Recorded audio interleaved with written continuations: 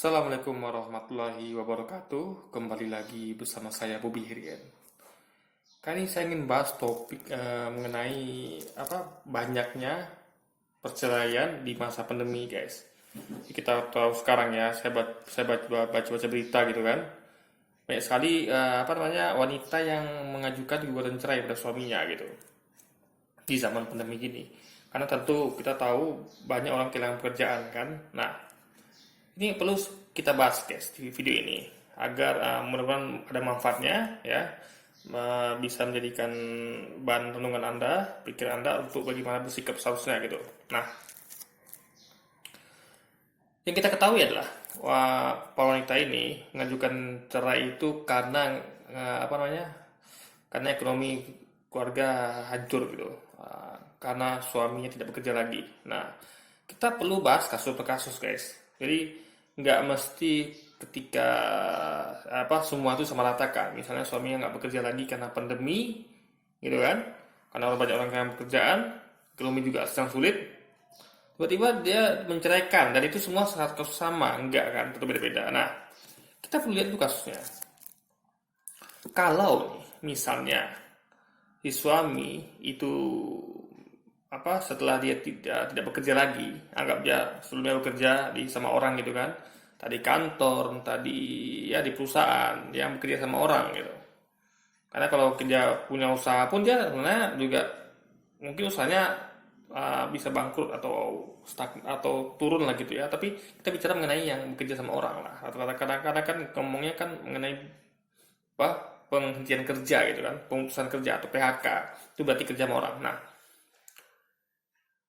bagi Anda, para wanita, para istri, Anda perlu lihat dulu, suami Anda itu apakah dia itu memang setelah itu dia tuh memang tidak peduli dengan keluarga gitu kan, dia menghabiskan waktunya dengan ya kongko atau hal-hal tidak berguna, dia tidak berusaha untuk mencari kerja, atau dia itu memang main-main guys, dalam artian memang ya saya katakan ya, tidak ada tanggung jawab dalam masa sekarang dan ke depannya. Ingat, bukan hanya masa sekarang ya, tapi juga ke depannya. Jadi sang pria ini betul-betul lost lah ibaratnya. Dia nggak peduli. Yang penting dia menganggap dia tuh misalnya istrinya bekerja misalnya. Dia jadi benalu misalnya. Istriku masih kerja toh, aku numpang sama istriku aja lah gitu. Sementara dianya tidak bergerak gitu kan. Dia tidak mengerjakan sesuatu. Nah, kalau itu kasusnya, Anda sebagai wanita harusnya minimal mencoba untuk mengubah dia gitu. Mencoba dulu untuk mengubah dia, atau bisa gitu kan. Coba nasihati, ngomong baik-baik, sharing. Kalau nggak mampu, mungkin ada bantuan orang yang dihormati dia, entah orang tua dia, entah orang tua Anda, atau abang dia, kakak dia gitu kan. Nah, kalau pada satu titik tidak mampu lagi, mungkin cerai adalah keputusan terbaik gitu kan, meskipun pahit tetap diambil. Nah, kalau itu kita maklum lah gitu. Tapi guys, ada yang masalah lain yang saya kurang setuju dengan hal ini. Misalnya gini, suaminya sudah mencari kerja mana-mana gitu kan, tapi memang kerja tuh memang belum ada gitu. Nah, ya kan, suami itu dirongrong terus gitu. Sementara sang istri bekerja gitu kan, misalnya istri bekerja, ya itulah sering istri bantu suami gitu. Jadi selama ini mungkin suami menjadi tulang punggung keluarga. Nah, sekarang gantian gitu. Istri jadi tulang punggung keluarga, sementara suami tidak bekerja gitu kan. Toh suaminya kan tidak berhenti cari kerja gitu. Dia tidak main-main seperti suami yang pertama tadi gitu. Nah, atau kalau kehidupan masih berat ya, kita bisa mohon maaf ya, kita bisa sedikit meminta bantu orang tua gitu. Menurut saya ini nggak salahnya. Karena gini guys ya, yang di pemikiran saya lah, biasanya orang tua itu, kalau orang tua kita, kalau kita umur segini gitu kan, yang sudah menikah ya, ada punya anak apalagi, itu biasanya orang tuanya itu sudah, anak-anak sudah besar guys. Anak sudah besar, sehingga mereka tuh tidak punya tanggungan lagi, ya kan? Tidak punya tanggungan lagi, dan mereka tuh biasanya sudah banyak itu sudah mencapai fase mapan gitu. Saya menemukan banyak orang tua yang sudah pasca mapan ya, orang tua dari orang tuanya lagi gitu. Ibaratnya kalau kita tuh orang tua kita kan orang tua nih kan, ada kita punya orang tua. Nah, mereka tuh generasi di atas kita. Nah, mereka biasa biasa tuh mereka tuh akan biasanya lebih mapan, guys. Nah, karena mereka tidak lagi punya tanggungan. Karena kita kan anak udah besar semua, udah berkeluarga, udah bekerja gitu kan. Nah, dan selama ini pun kita tidak pernah merepotkan mereka gitu. Kita selama ini setelah kita bekerja, kita kan hidup mandiri gitu kan. Nah, orang tua tidak lagi ngurus kita, dalam artian membiayai kita gitu kan. Nah, ketika kita lagi krisis gitu kan, nah itulah tempat kita bergantung, kita meminta bantuan itu orang tua. Kebetulan mereka pun pada pasti mapan gitu. Kita kalau dia memang bagus trainingnya, dia apa namanya, dia memang pengaturannya bagus, dia biasanya pada umur-umur segitu ya, orang tua kita itu dia akan tiba pada fase mapan, guys, ya kan, tidak kekurangan gitu. Bahkan mereka sudah punya penghasilan pasif gitu kan, entah dari rumah sewa, entah dari tanah sewa, entah dari apapun itu. Jadi mereka tuh biasanya lebih kuat kondisi ekonomi karena mereka sudah tidak lagi yang dibiayai gitu kan. Kalau kita kan masih fase awal pernikahan, kita baru saja mengeluarkan uang untuk biaya pernikahan yang besar, kita baru saja bisa mengeluarkan biaya untuk melahirkan anak gitu kan, lalu biaya-biaya anak lah. Nah, mereka tidak lagi. Nah, mereka bisa jadikan tempat kita sementara gitu, ya kan. Gak usah malu, toh mereka orang tua kita juga gitu kan.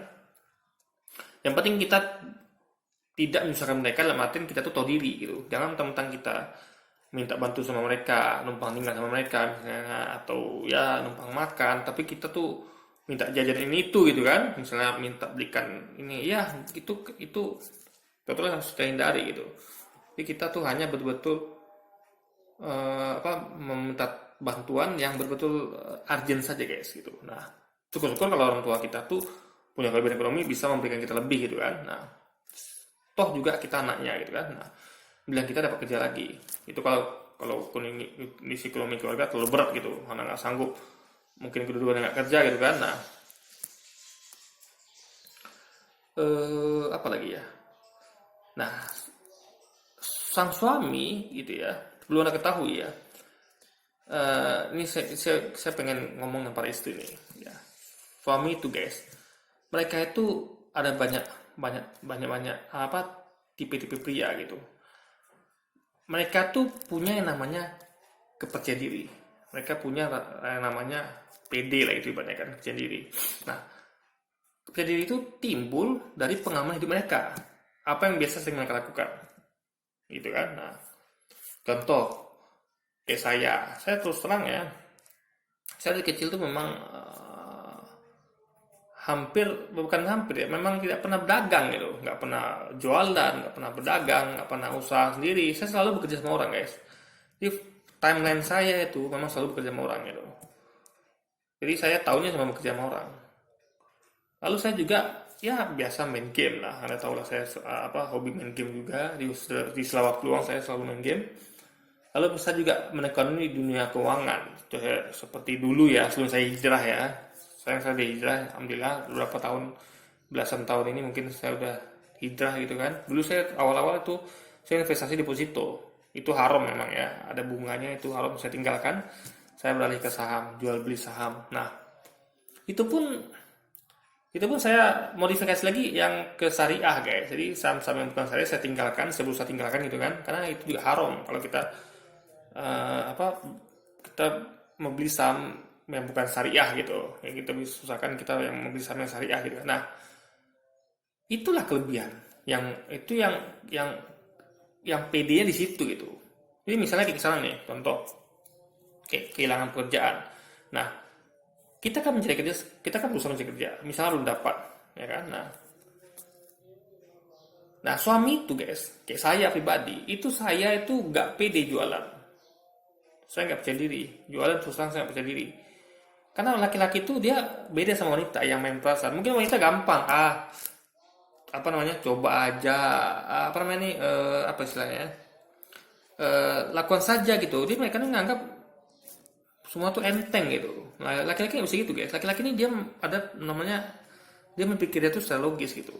Dia bagi dia tuh Gak segampang itu, semua ada hitung-hitungannya. Dia akan mengkalkulasikan dalam kepalanya, ini berapa hitung-hitungannya gitu.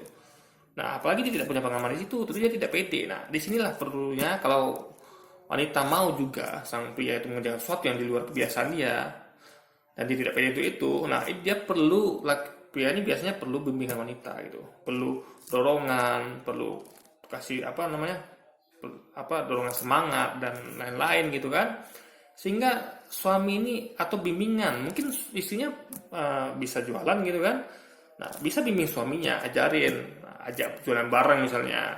Karena suaminya tentu tidak pede gitu, karena dia punya kalkulasi dan dia punya pengalaman yang tidak mendukung itu kan, dia memang betul-betul blank mas sekali guys, dan dia tentu tidak berani ngambil risiko gitu kan. Nah, dan perlu diketahui banyak yang istri tidak ketahui lah, banyak suami bidang-bidang pekerjaan sana ini yang nggak mesti harus kerja kantoran atau jualan, banyak guys. Contoh, ini sekedar saya dengar ya, di game ini ya, itu teman saya kemarin baru aja beli akun game itu 5 juta guys. Ya, kita ngomong tentang mobile ini yang saya tahu ya. Yang lain tentu ada banyak tahu kisah-kisah lain tentang jual-jual akun game atau mata uang game dan segala macam. Yang ini kan yang game kita kan coba dunia baru. Nah, itu jual akun game 5 juta guys. Nah, waktu itu namanya akun trap di Lord Mobile. Abis itu dia di rally sama, ini istilah Lord Mobile ya, Anda yang awam nggak paham ini, Anda cukup dengarkan saja. Jadi CT itu di rally sama orang lain. Nah, dengan mic-nya 1 juta gitu. Nah, nyangkut guys, hero nyangkut. Nah, dia butuh hero itu untuk malam itu juga gitu. Sementara kalau dilepaskan itu kan lama, berhari-hari, mau seminggu lebih, 2 minggu mungkin kan. Nah, dia mau bayar mahal supaya hero-nya dapat lepas itu guys. Karena dia butuh untuk malam itu, malam nanti gitu, untuk perang Wonder istilahnya gitu kan, War of Wonder gitu. Nah, itu dia rela membayar sekitar 12 juta guys. Anda bayangkan, pakai dolarnya berapa sih lupa ya. Tapi kalau dirupiahkan dengan kurs 15.000 tuh dapatnya 12 juta. Dia beli 5 juta, dia dapat 12 juta. Luar biasa. Ada lagi saya dengar ya, jual akun mobile yang mic-nya 1 miliar, 1,2 miliar, itu laku 150 juta guys. Saya mengingat cuman angka rupiahnya, dolarnya berapa itu ya, tapi dengan kurs 115.000. Setelah dia keluarkan modal 30 juta guys. Anda bayangkan berapa? Berarti 120 juta bersihnya kan. Ada lagi yang akun mobile yang dijual itu 6 miliar. 4,5 miliar. Rupiahnya 4,5 miliar. Dolarnya itu sudah 30.000 kalau saya nggak salah. 30.000 dolar alias 4,5 miliar. Nah, itu dijual sama bule intinya kan. Sama juga yang tadi juga mungkin dijual sama bule juga. Karena dibayar pakai dolar gitu kan. Tiga-tiganya ini dijual sama bule karena pakai dolar bayarnya kan, dapat pas miliar guys. Jadi Anda bayangkan, mau saya tanya ya, kerja di mana sama orang itu yang gaji UMR yang bisa mencapai uang segitu guys. Nah, ada tipe suami yang dia tuh memikirkan bukan hanya sekarang tapi nanti ke depannya gitu. Dia kerja, dia tuh biarlah agak lama tapi saya dapat meledak gitu, ibaratnya bisa mencukupi semua kebutuhannya, bahkan semua impiannya tercapai. Mungkin dia pengen bangun pesantren, entah dia pengen berdakwah yang lebih baik gitu kan, dia pengen beli kamera yang lebih bagus, dia pengen bantu orang susah misalnya, ya kan. Karena kayak saya jujur, saya punya impian ya, saya pengen bangun pesantren ya, meskipun mungkin itu memang kalau di mata kita mungkin hampir mustahil ya, tapi di mata Allah tidak ada yang tidak mustahil. Ya, saya pengen semoga Allah mengabulkannya ya, mengijabah keinginan saya pengen membangun pesantren. Saya pengen tiap ada orang susah itu guys, saya jumpa orang susah itu saya tidak bisa tidak bantu gitu. Saya pengen punya ada uang selalu untuk bantu mereka gitu. Misalnya saya lihat ada orang susah gitu kan, entah itu orang lagi, sekarang saya banyak nengok orang-orang gitu guys, susah guys. Ada teman saya lihat ibu-ibu ya, bawa anak kecil 3, 1 bayi digendong guys, 2 masih balita kita umur 5-6 tahun gitu kan, mereka mencari kara-kara gitu kan. Itu saya pengen bantu guys sebenarnya guys, tapi tapi saya tahu saya belum mampu karena kondisi saya masih begini gitu kan. Saya pun harus punya keluarga yang harus diperhatikan juga. Nah, kalau saya punya uang banyak gitu, saya tuh tidak mikir-mikir lagi gitu. Kenapa? Karena tanggung jawab saya kepada keluarga sudah lepas gitu. Saya sudah mencukupi, bahkan melebihi keluarga saya, baru nanti saya bisa membantu mereka gitu. Karena kita mau nggak mau ya, kita punya keluarga, dan itu harus jadi prioritas sebenarnya, bukan? Nah, makanya nggak cukup hanya gaji kerja gaji UMR gitu. Tuh kalau prinsip saya, ada butuh uang yang banyak guys, untuk untuk mengeksekusi semua impian-impian baik Anda gitu. Nah, ini sekarang tergantung wanitanya. Wanitanya harus kenali suaminya tuh tipe seperti apa gitu kan. Apakah suaminya punya impian yang baik? Ya harus dukung gitu. Kalau suaminya Anda punya impian yang baik gitu kan. Dan dia memang Anda cerita lah apa yang sedang kamu kerjakan Mas gitu kan, atau Bang gitu kan. Cerita. Jadi dengarkan dia. Kalau Anda tidak paham caranya, misalnya kayak ada sumber-sumber uang yang Anda tidak paham. Nah, suami Anda paham itu. Contoh, kayak saya istri saya, misalnya dia nggak paham tuh tentang masalah saham, dia nggak paham tentang jual-jual akun game, kayak hal gitu dia nggak paham. Nah, saya juga ada yang saya tidak paham, tadi yang dia paham gitu. Nah, inilah gunanya komunikasi di keluarga itu. Nah, saling mendukung gitu. Jadi kalau misalnya wanita sekarang bekerja, suaminya belum dapat kerjaan gitu, dan suaminya punya planning lain, ya selalu mendukung gitu. Jadi jangan di situ mengeluh gitu kan. Karena kapan lagi Anda bantu suami Anda gitu. Toh selama ini dia yang jadi kepala keluarga gitu kan. Toh selama ini dia yang menafkahi kita gitu kan. Jadi saling membantu dalam keluarga gitu. Karena keluarga itu dibangun berdua itu bersama-sama, suami dan istri, bukan hanya suami sendiri gitu. Kalau suami lagi susah, istrinya bantu gitu kan. Kalau suaminya nggak susah, ya intinya bangun keluarga itu sama-sama. Saya banyak perhatikan keluarga ya, yang istrinya tuh enjoy bekerja, sementara suaminya memang belum ada kerjaan gitu. Memang rezekinya belum dikasih gitu guys, belum dapat kerjaan gitu kan. Tapi istrinya ikhlas menjalani gitu, karena dia tahu bukan kemauan suaminya seperti itu gitu.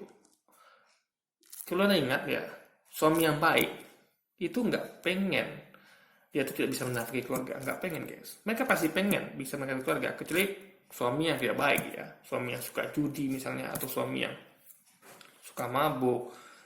Tapi ada suami yang bahkan dia tuh berkorban di keluarga guys. Kayak makan aja dia selera tahan gitu. Dia pengen beli makan ini itu, tapi tahannya dia hanya makan seadanya gitu kan. Dia banyak menabung, mungkin modal, memutar uang gitu kan. Nah itu cici suami yang baik, yang harus Anda dukung gitu. Karena dia mungkin dia punya planning ke depannya gitu. Yang seperti kata tadi kan, nggak semua orang tuh uang itu didapat dengan kerja sama orang, dengan gaji UMR, dengan jualan. Ada banyak bidang kerjaan itu ya yang Anda belum pahami mungkin, seperti trading saham, trading forex ya sekarang ini ya, apalagi kayak jual beli akun game, kayak olahragawan misalnya gitu kan, atau ya apapun itu bisnis yang dulunya belum ada gitu. Dulu kan bisnis palingnya jualan, kerja sama orang, apalagi kalau sekarang kan banyak bidang-bidang bisnis baru gitu yang kayak jadi Instagramable gitu atau YouTuber gitu kan, ini banyak sekali guys. Nah itulah perlunya istri untuk memahami suami gitu. Suami Anda adalah apa mau suami Anda, apa planningnya, itu yang harus Anda ketahui dan harus Anda rembukan, dan kalau baik ya Anda dukung gitu ya kan. Jadi bangun keluarga dari kedua belah pihak. Jadi jangan gampang mengajukan perceraian. Ingat nasib anak-anak ke depannya gitu. Ini bagi yang punya anak tentunya ya. Kalau saya ya, insya Allah saya tidak gampang untuk menceraikan, kecuali kalau misalnya istri saya selingkuh. Itu saya nggak bisa kompromi guys. Ya, atau dia macam-macam di luar sana. Tapi kalau dia masih bisa saya bina, ya hanya masalah ya sedikit sedikit bandel lah gitu, dalam artian bukan mengarah kepada perselingkuhan, itu masih bisa kita didik gitu. Dan itulah tugas seorang suami untuk didik istri gitu kan. Oke, jadi mudah-mudahan dengan video ini ya, Anda para wanita tidak lagi gampang mengajukan perceraian. Anda harus betul-betul pikirkan dengan matang, karena ini berhubungan dengan anak-anak Anda juga gitu ya kan. Dan ingat, Allah membenci perceraian guys, karena dia setan itu akan mendapat mahkota kalau dia bisa menceraikan antara kedua belah pasangan. Itu dia dapat mahkota, guys. Perceraian itu adalah perceraian itu halal ya, tapi itulah langkah terakhir yang Allah tidak suka gitu. Itu hanya diambil ketika betul-betul terjadi mudarat yang luar biasa gitu. Jadi mudah-mudahan dengan ini ya, kita berharap semoga kasus perceraian di masa pandemi ini bisa berkurang, bahkan ya berkurang banyak lah gitu. Jadi jangan gampang menceraikan suami karena ingat anak-anak kita gitu. Oke? Ya, mungkin sekian dulu video saya kali ini ya guys ya. Sampai jumpa lagi di video-video selanjutnya. Wassalamualaikum warahmatullahi wabarakatuh.